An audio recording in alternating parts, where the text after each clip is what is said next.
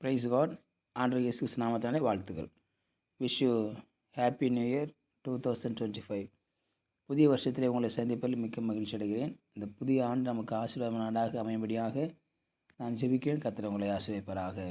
இந்த வருஷத்துக்கான ஒரு வாக்குத்தத்த வசனத்தை நான் வாசிக்கிறேன். நெகேமியா புஸ்தகம் 8ஆம் அதிகாரம் வசனம் 10.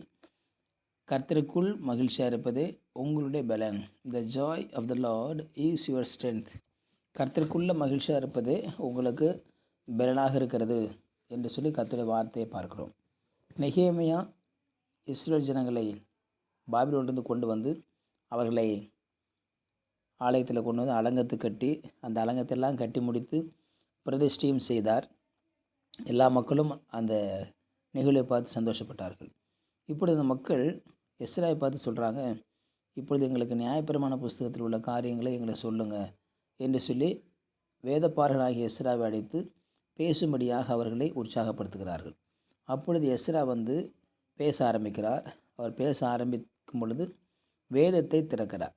வேதத்தை திறந்த உடனே அந்த மக்கள் எல்லோரும் அந்த வேதத்தை பார்த்த மட்டிலே அழ ஆரம்பித்தார்கள். அவர்கள் மிகவும் புலம்ப ஆரம்பித்தார்கள். தேவனுடைய வார்த்தை கேட்டு பல வருஷங்கள் ஆகிவிட்டது.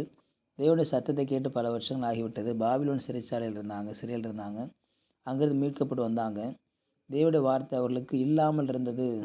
ஆகவே அந்த வார்த்தைகளை கேட்ட உடனே அவர்கள் அழ ஆரம்பிக்கிறாங்க. இத்தனை வருஷமாக இந்த வார்த்தை இல்லாமல் போயிடுச்சு என்று சொல்லி அழுதார்கள். இப்பொழுது எஸ்ரா சொல்லுகிறார், நீங்கள் போய் கொடுமையானதை புசியுங்கள். 3 காரியத்தை சொல்லுங்கள். நீங்கள் அழ வேண்டாம், விசாரப்பட வேண்டாம், இது நல்ல நாள். ஆகவே நீங்கள் செய்ய வேண்டிய 3 காரியம். 1, போய் கொடுமையானதை சாப்பிடுங்கள். அடுத்து மதுரமானதை குடியுங்கள். 3வது, ஒன்றுமில்லாதவர்களுக்கு பங்குகளை அனுப்புங்கள். புசியுங்கள், குடியுங்கள், அனுப்புங்கள். இந்த 3 வார்த்தை சொல்கிறார். கொடுமையானதை புசித்து, ரிச் ஃபுட்டு, விலை உயர்ந்த ஆகாரம். கொடுமையானதை புசியுங்கள். கொடுமையானதை நீங்கள் ஆகாரமாக உள்ளுங்கள். கொடுமையான பதார்த்தங்கள் எங்கே இருக்கும்? ஒரு பெரிய விருந்து வீட்டில் இருக்கும், ஒரு ஃபங்க்ஷன் வீட்டில் இருக்கும். கொடுமையானது. ஆக நீங்கள் கொடுமையானது சாப்பிட வேண்டும், கொடுமையானது உண்க வேண்டும். நீங்கள் கொடுமையான வார்த்தைகளை உண்ணுங்கள், கொடுமையான வசனத்தை சாப்பிடுங்கள், தேவனுடைய வார்த்தை உட்கொள்ளுங்கள், தேவனுடைய வார்த்தையை ஏற்றுக்கொள்ளுங்கள், தேவனுடைய வார்த்தை நீங்கள் நம்புங்கள். 2வதாக மதுரமானதை குடித்து, ஸ்வீட் ட்ரிங்க்னா இனிப்பானதை குடியுங்கள். இனிப்பானது, மதுரமானது, சந்தோஷத்தின் வெளிப்பாடு இனிப்பு, ருசி உள்ளது. யாராவது பாஸ் பண்ணிட்டாங்கன்னு சொன்னால் ஸ்வீட் கொடுப்பாங்க.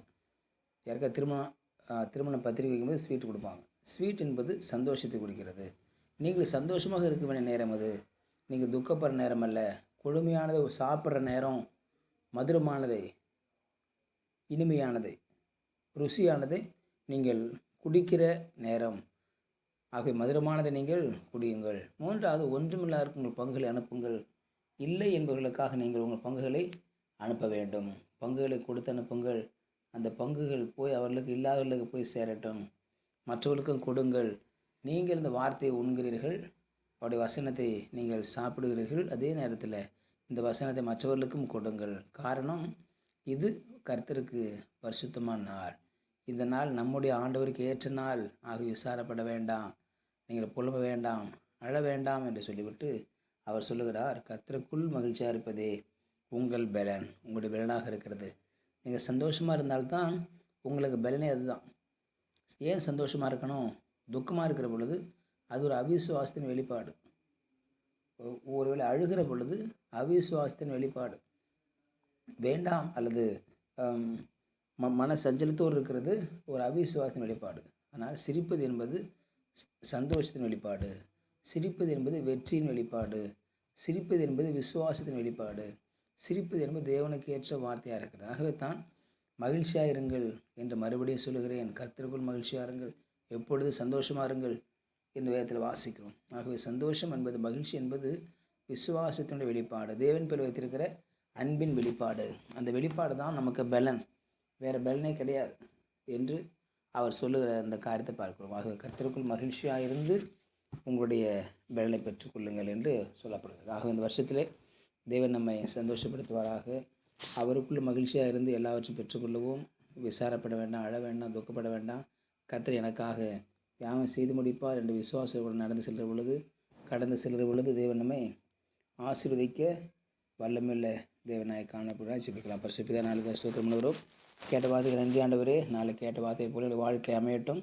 இந்த வருஷமெல்லாம் கொடுத்த வாக்குத்தத்தை தியானித்து நாங்கள் மகிழ்ச்சியாக இருந்து பலனை பெற்றுக்கொள்ள கர்த்தர் கிருபை தரபடியாக ஜெபிக்கிறோம்.